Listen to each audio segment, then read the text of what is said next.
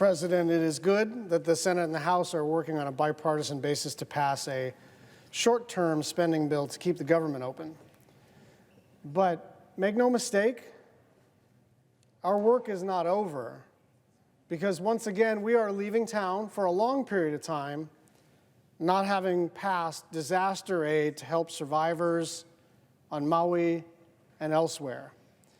Over the past 13 months, since tragic fires tore down the town of Lahaina and claimed 102 lives, I've been here on the floor repeatedly pressing for urgent disaster relief.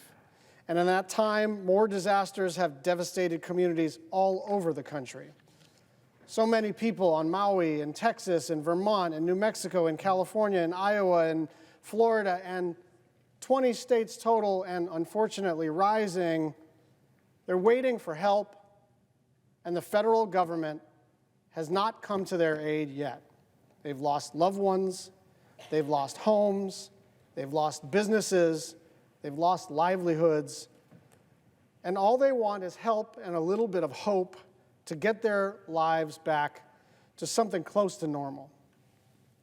What are we doing as a Congress if we can't even deliver help to our fellow Americans when disaster strikes?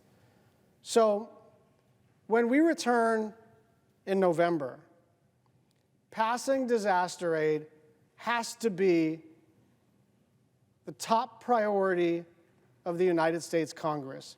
There is no excuse not to do this. What's being asked of us is what Congress always does.